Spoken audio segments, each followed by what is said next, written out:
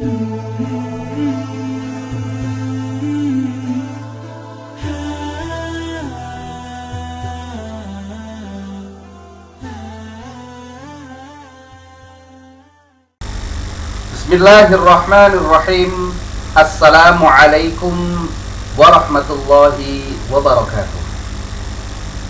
Alhamdulillah, wassalatu wassalamu ala rasulillah Sayyidina Muhammad ibn Abdillah wa ala alihi wa man wala. Yang saya hormati Bapak Ibu Guru Pendidikan Agama Islam dan Budi Pekerti, serta anak-anakku sekalian, siswa-siswi SMA, SMK sederajat dimanapun kalian berada. Semoga Allah senantiasa menjaga dan merahmati kita semuanya. Kita masih melanjutkan pembelajaran pendidikan agama Islam dan budi pekerti, yang pada pertemuan kali ini kita akan mengangkat tema meneladani sifat Allah, Asmaul Husna, dalam kehidupan sehari-hari. Anak-anakku sekalian yang dirahmati Allah Ta'ala, sudah menjadi kewajiban kita sebagai seorang muslim. Kita diwajibkan untuk mengimani Allah Ta'ala. Bahkan Allah sebagai Tuhan kita merupakan rukun iman yang pertama, yakni iman kepada Allah, iman kepada malaikat, kepada kitab-kitab, kepada rasul-rasul, kepada hari akhir, dan kepada takdir, baik takdir yang baik ataupun takdir yang buruk. Itulah keenam hal yang wajib kita imani sebagai muslim. Nah, kita akan berbicara tentang rukun iman yang pertama, di mana kita berkewajiban untuk mengimani Allah Ta'ala. Tidak hanya mengimani, tetapi kita juga mengenal Allah Ta'ala dan meneladani sifat-sifatnya. Pada pertemuan kali ini, kita akan membahas terkait bagaimana kita dapat meneladani sifat-sifat Allah Ta'ala dalam kehidupan kita sehari-hari. Anak-anakku sekalian, sebagaimana kita ketahui bersama bahwa Allah Azza wa Jalla memiliki 99 nama yang indah.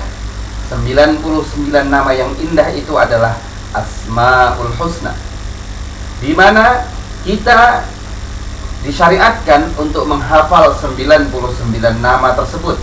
Tidak diwajibkan, namun merupakan keutamaan bagi seorang muslim apabila dapat menghafal ke-99 nama tersebut. Dan tujuan pembelajaran pada pertemuan kali ini adalah mengetahui makna-makna dari Asmaul Husna. Tentu tidak semua Asmaul Husna karena keterbatasan waktu yang kita miliki. Kita akan memilih beberapa Asmaul Husna yang penting sekali untuk kita pahami agar kita mengenal Allah secara lebih baik. Kita ma'rifatullah, artinya mengenal Allah Tuhan kita melalui nama-namanya. Kemudian setelah itu kita dapat meneladani nama-nama tersebut dalam kehidupan kita sehari-hari. Tujuan dari pembelajaran kali ini adalah yang pertama, meyakini bahwa Allah itu maha mulia, maha mengamankan, maha memelihara, maha sempurna kekuasaannya, maha menghimpun, maha adil, dan maha akhir. Tujuan yang kedua yakni memiliki sikap keluhuran budi, kokoh pendirian, pemberi rasa aman, tawakal, dan adil sebagai implementasi dari beberapa Asmaul Husna yang akan kita bahas makna-maknanya, yang terdiri dari Al-Karim, Al-Mu'min, Al-Wakil, Al-Matin, Al-Jami', Al-Adl, dan Al-Akhir. Kemudian kita perlu menganalisis makna-makna Asmaul Husna tersebut, dan kita sajikan hubungan makna-makna antar Asmaul Husna tersebut. Selanjutnya, kita mulai dari definisi. Asmaul Husna berasal dari kata al-asma yang artinya nama-nama. Al-husna artinya yang paling baik. Jadi Asmaul Husna secara bahasa berarti nama-nama yang paling baik. Adapun secara istilah, Asmaul Husna adalah nama-nama Allah yang terbaik dan terindah. Lebih dari itu, Asmaul Husna tidak hanya mengacu pada nama-nama, melainkan juga mencakup sebutan, gelar, hingga sifat-sifat dan perbuatan Allah Ta'ala. Istilah Asmaul Husna ini dikenalkan oleh Allah Ta'ala melalui firman-Nya yang berbunyi, A'udzubillahi minasyaitonirrajim, Allahu la ilaha illahu lahul asmaul husna. Dialah Allah, tidak ada Tuhan selain Dia, dan Dia yang mempunyai nama-nama yang indah. Asmaul Husna merupakan taufiqiyah, artinya ini berasal dari petunjuk Allah dan Rasul-Nya. Jadi kita mengetahui bahwa Allah itu mempunyai Asmaul Husna, nama-nama yang indah, itu bersumber dari Al-Quran dan hadis, bersumber dari Allah langsung dan dari Nabi-Nya Rasulullah Muhammad SAW. Jadi tidak ada campur tangan logika di sini. Jadi manusia atau ulama tidak bisa kemudian mereka-reka nama-nama Allah ini, kecuali nama-nama tersebut bersumber dari Al-Quran dan hadis, yang ini merupakan petunjuk langsung dari Allah dan Rasul-Nya. Selanjutnya, di dalam Al-Quran, Asmaul Husna ini termaktub dalam surat Al-A'raf ayat 180. A'udzu billahi minasyaitonir rajim. Walillahil asmaul husna fad'uuhu biha. Wadharul ladzina yulhiduna fi asma'ih sayujzauna ma kanu ya'malun. Dan Allah memiliki Asmaul Husna, nama-nama yang terbaik, maka bermohonlah kepadanya dengan menyebut Asmaul Husna itu, dan tinggalkanlah orang-orang yang menyalah-artikan nama-namanya. Mereka kelak akan mendapatkan balasan terhadap apa yang mereka kerjakan. Di dalam sebuah hadis Rasulullah mengatakan, Inna lillahi tis'atan wa tis'ina isman mi'atan illa wahidan man ahsaha dakhalal jannah. Rasulullah bersabda, sesungguhnya Allah mempunyai 99 nama atau 100 kurang 1. Barang siapa yang menghafalkannya, maka ia akan masuk surga. Hadis ini diriwayatkan oleh Bukhari. Dari keterangan yang disampaikan oleh Rasulullah ini, kita meyakini bahwa Allah memang mempunyai 99 nama yang indah, dan seyogyanya itu kita hafalkan, karena ini merupakan syariat meskipun hukumnya tidak wajib. Di sini Rasulullah menghimbau untuk setiap muslim menghafalkannya, dan imbalannya adalah surga. Selanjutnya, jenis-jenis Asmaul Husna. Kita tidak berbicara 99 nama secara keseluruhan ya. Jadi kita nanti akan memilah beberapa Asmaul Husna yang paling penting untuk kita perkenalkan kepada anak-anak sekalian. Yang pertama, jenis-jenis Asmaul Husna adalah asma Allah yang menunjukkan sifat zat Allah Ta'ala. Yang dimaksud adalah sifat yang harus ada pada Rabb atau pada Allah, dan sifat itu terus-menerus melekat pada diri Allah. Sifat-sifat itu tidak bisa dilepaskan dari zat Allah sendiri. Jadi ia tidak tergantung dengan kehendak Allah. Nanti kita akan pahami ketika kita akan membahas jenis yang kedua. Jadi yang jenis yang pertama ini, sifat Asmaul Husnanya menunjukkan zat Allah. Jadi sifat-sifat ini melekat pada zat Allah, melekat pada diri Allah. Yang pertama, Al-Hayyu, artinya maha hidup. Asma ini menunjukkan sifat kehidupan pada Allah Ta'ala. Jadi Allah itu maha hidup. Yang kedua, Al-Alim, yang maha mengetahui. Jadi Allah itu maha mengetahui semuanya. Apa yang terjadi hari esok, hari kemarin, 1000 tahun yang lalu, 1000 tahun yang akan datang, semuanya Allah tahu. Al-Alim, yang maha mengetahui. As-Sami', yang maha mendengar. Allah mendengar apapun yang terjadi dan dikatakan ataupun belum dikatakan oleh seseorang. Allah maha mendengar. Al-Basir, maha melihat, menunjukkan bahwa Allah memiliki penglihatan yang maha segala-galanya. Al-Qawi, Maha kuat. Kemudian Al-Ali, Maha tinggi. Al-Aziz, Maha mulia. Al-Qadir, Maha kuasa. Sifat-sifat ini adalah sifat-sifat yang melekat pada diri Allah Ta'ala. Jadi dia tidak tergantung pada kehendak Allah Ta'ala. Berbeda dengan jenis yang kedua. Mari kita lihat. Jenis yang kedua adalah asma Allah yang menunjukkan sifat perbuatan Allah Ta'ala. Yang dimaksud adalah sifat yang berkaitan dengan kehendak Allah Ta'ala. Jika memang Allah berkehendak, dia akan melakukannya. Sebaliknya, jika Allah tidak berkehendak, maka tidak akan terjadi. Asma Allah yang masuk kategori ini adalah yang pertama, Al-Khaliq, Maha Pencipta. Jadi ketika Allah mau menciptakan sesuatu, maka terjadilah sesuatu itu. Ketika Allah tidak menciptakannya, maka tidak ada. Ar-Razzaq, Maha Pemberi rizki. Ketika Allah menghendaki memberikan rizki, maka rizki itu ada. Ketika Allah tidak menghendakinya, maka tidak ada rizki. At-Tawwab, Maha penerima taubat. Al-Ghafur, Maha pengampun. Ar-Rahim, Maha penyayang. Al-Afu, Maha pemaaf. Ini adalah diantara contoh-contoh sifat-sifat Allah yang tergantung pada kehendak Allah. Ini merupakan sifat-sifat perbuatan atau fi'liyah yang terkait dengan kehendak Allah jika memang Allah menghendaki untuk melakukannya. Jadi berbeda dengan sifat-sifat Allah yang pertama tadi, yang senantiasa melekat pada diri Allah, sedangkan sifat-sifat yang kedua ini tidak.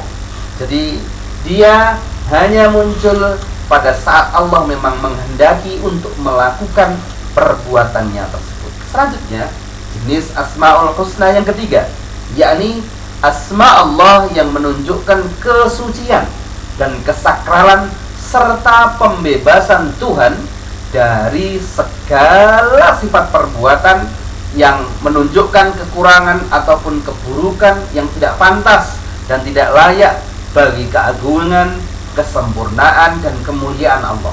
Jadi Allah harus disucikan dari segala hal yang menunjukkan kekurangan, kelemahan, atau hal-hal yang mengurangi keagungan dan kesempurnaannya. Sifat Allah yang masuk kategori ini adalah yang pertama, Al-Quddus. Al-Quddus artinya Maha Suci. Asma ini menunjukkan kesucian Allah Ta'ala, bersih dan bebas dari sifat-sifat yang tidak pantas. As-Salam, Maha Selamat. Asma ini menunjukkan bahwa Allah selamat dan bersih dari kekurangan ataupun aib. Sifat ini juga menunjukkan bahwa keliru apabila ada yang beranggapan bahwa Allah itu lupa misalnya. Allah itu mengantuk, Allah itu tidur misalnya. Karena mengantuk, tidur, lupa, itu adalah perbuatan-perbuatan yang menunjukkan kekurangan, yang menunjukkan kelemahan, yang itu tidak dimiliki oleh Allah, sifat-sifat demikian. Jadi sifat-sifat Allah itu adalah senantiasa menunjukkan keagungan, kemuliaan, dan kesempurnaan. Jadi Allah terbebas dari semua prasangka kita ya, bahwa Allah itu memiliki kekurangan. Allah Maha sempurna, Maha suci, dan terbebas dari semua sifat tercela ataupun sifat-sifat yang menunjukkan kekurangan dan kelemahan, seperti yang saya contohkan tadi.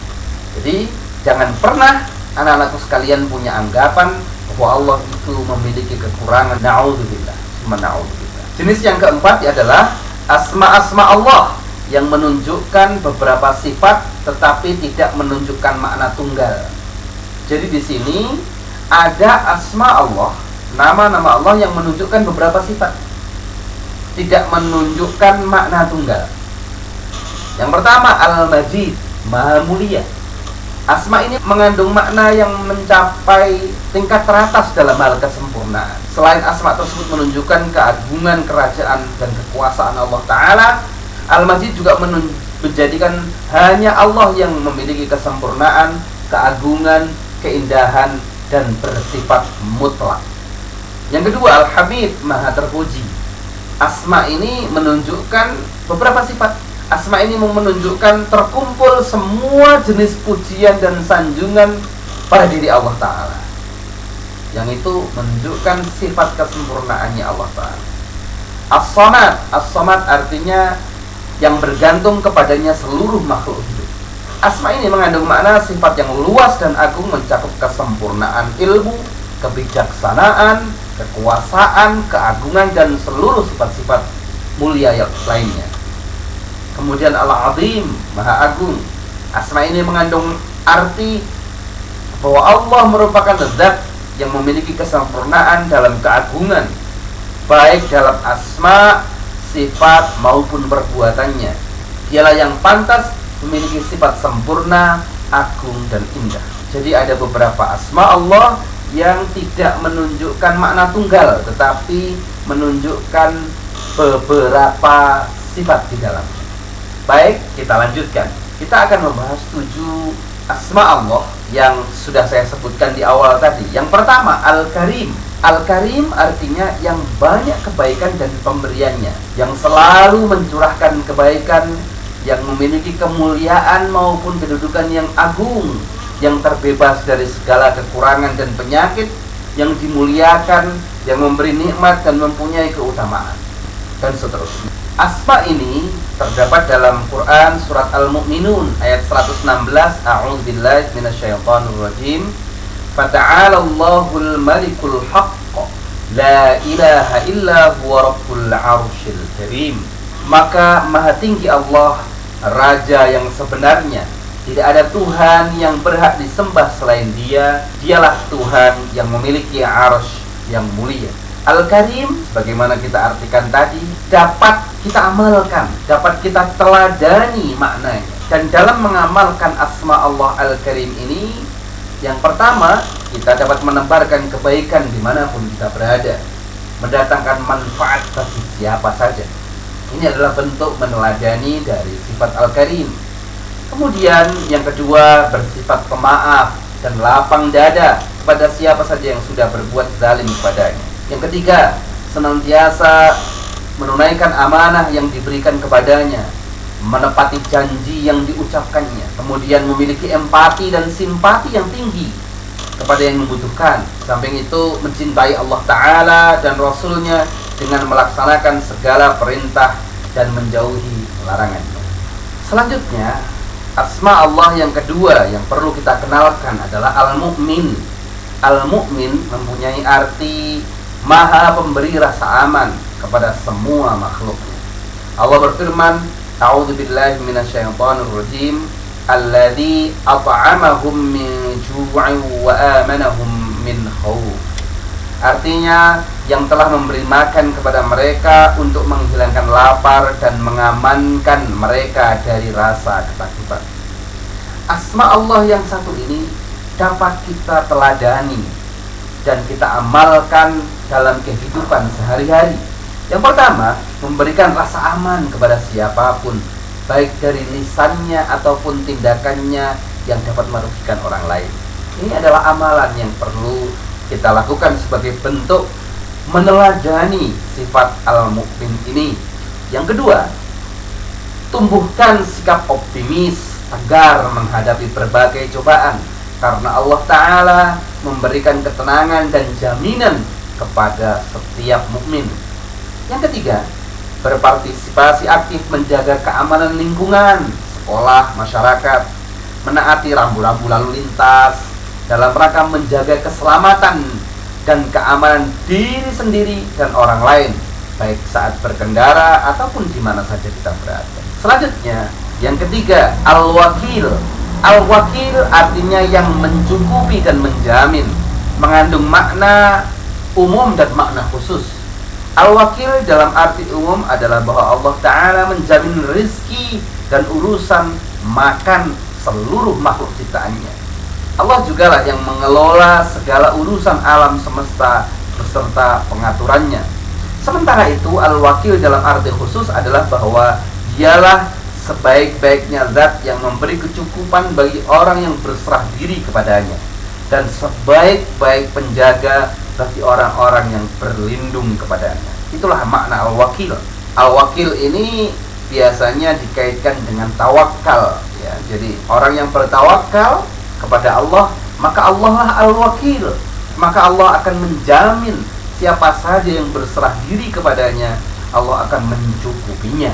Dalam surat An-Nisa ayat 81 Allah berfirman, A'udzubillahi minasyaitonir rajim, wa tawakkal 'alallah wa kafa billahi wakila. Dan bertawakallah kepada Allah, cukuplah Allah yang menjadi pelindung. Jadi ketika kita bertawakal kepada Allah, maka Allah al-wakil akan menjadi pelindung kita. Apa yang bisa kita teladani dari sifat al-wakil ini? Yang pertama, senantiasa memohon ampun kepada Allah dan memohon penjagaannya di dalam agama, dunia, dan akhirat.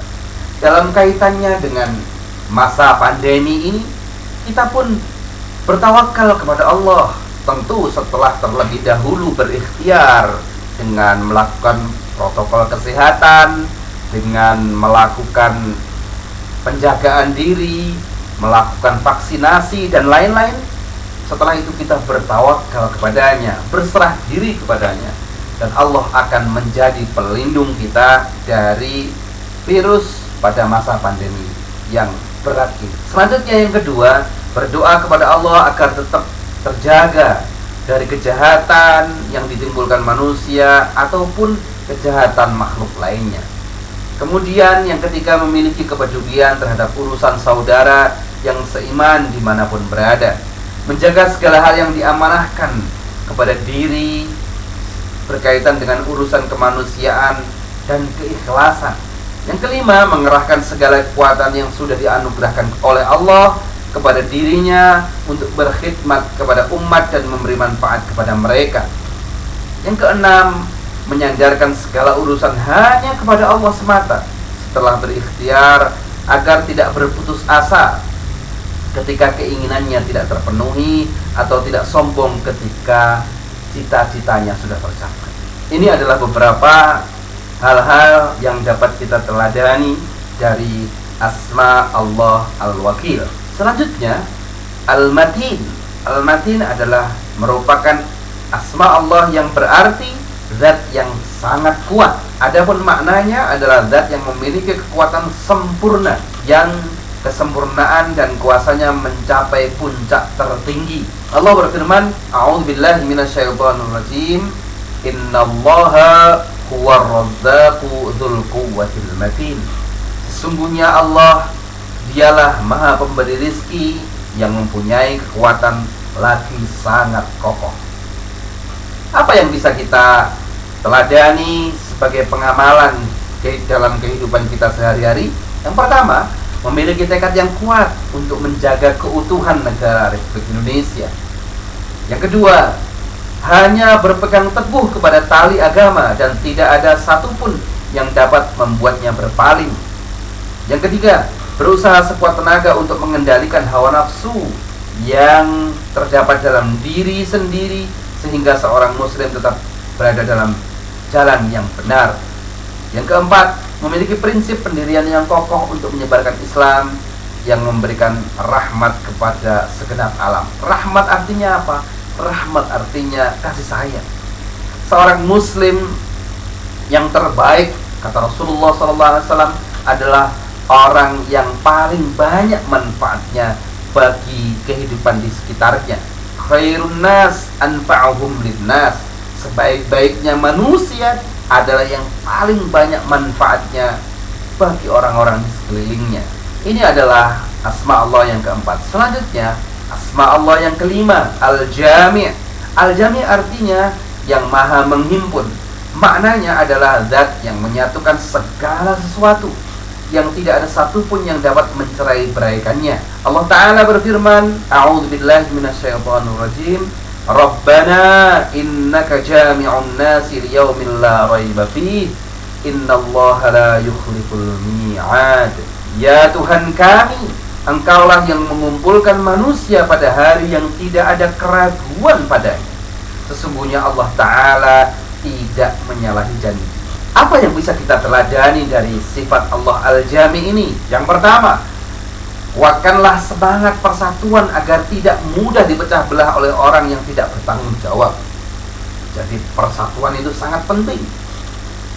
Kita lihat saja dalam Pancasila misalnya, ketuhanan yang Maha Esa itu yang pertama, kemanusiaan yang adil dan beradab itu yang kedua, persatuan Indonesia. Jadi persatu ini penting sekali. Bahkan sebelum keadilan itu persatuan dulu. Keadilan kan nanti nomor 5 dalam sila kelima. Kerakyatan yang dipimpin oleh hikmat itu adalah yang keempat. Sebelum kerakyatan yang dipimpin oleh hikmat atau demokrasi ya, dan setelahnya itu kemudian keadilan sosial. Sebelum itu semua persatuan dulu. Bersatu ini penting sekali, baik sebangsa, setanah air ataupun yang seiman.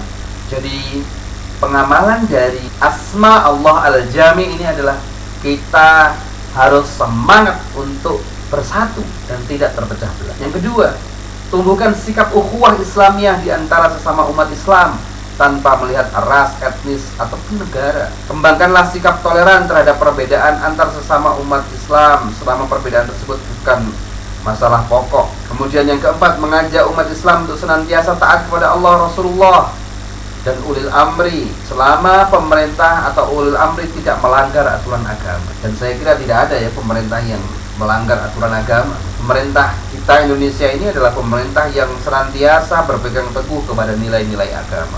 Jadi tidak mungkin pemerintah kita ini melakukan hal-hal yang bertentangan dengan agama. Selanjutnya yang keenam, al-adl. Sifat asma Allah al-adl ini mempunyai arti yang maha adil. Maknanya adalah bahwa Allah Ta'ala suci dan bersih dari perbuatan zalim dan menentukan secara zalim. Dialah zat yang memberikan orang yang berhak.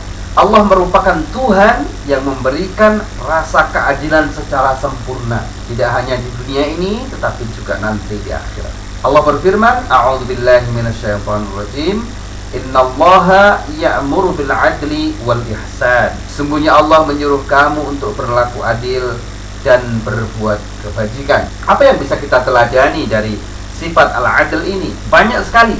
Yang pertama, misalnya memberikan perlakuan yang sama kepada semua orang dalam pergaulan sehari-hari. Artinya kita adil dalam berbuat. Kita memperlakukan semua orang secara baik, dan kita memperlakukan mereka sebagaimana kita ingin diperlakukan. Saya kira semua orang ingin diperlakukan secara baik, secara adil. Apabila kita menjadi pelayan masyarakat, maka kita melayani mereka secara adil, tidak pandang kaya miskin ataupun berdasarkan ras ataupun strata sosialnya. Yang kedua, menetapkan hukum yang sama kepada siapa saja yang bersalah, tidak menerapkan seperti yang dikatakan pepatah, tumpul ke atas tajam ke bawah.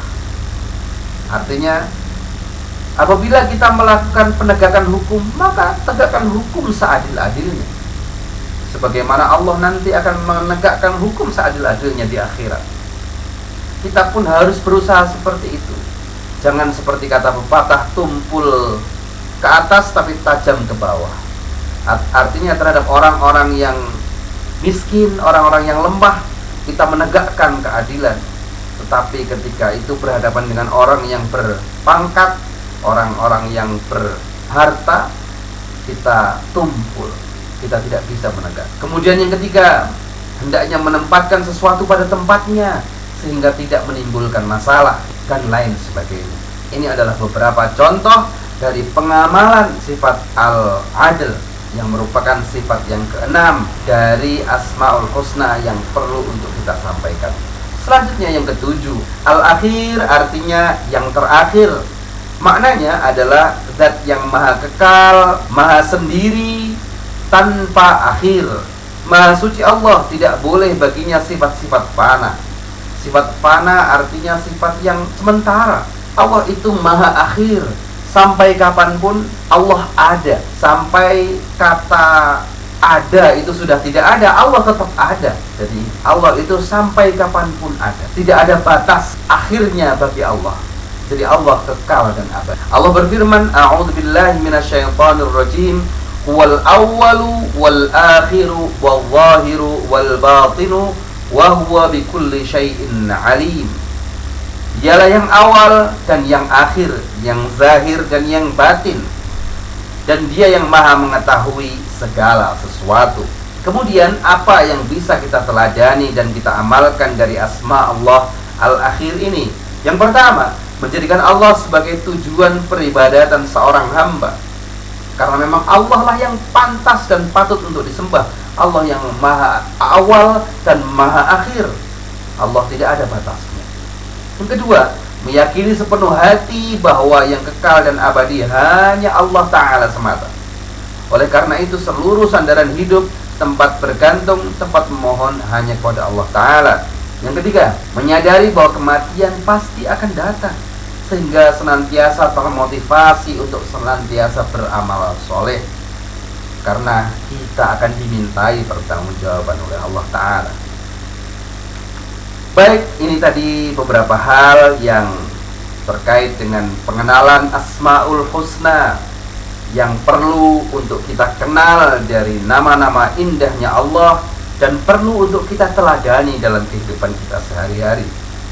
Semoga yang saya sampaikan ini memberi manfaat untuk kita semuanya, dan kita diberi taufik oleh Allah untuk senantiasa meneladani dan mengamalkan sifat-sifat dan asma Allah yang indah ini.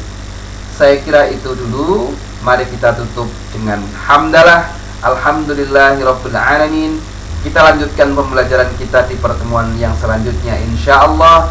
Saya akhiri, wabillahi taufiq wal hidayah. Wassalamualaikum warahmatullahi wabarakatuh.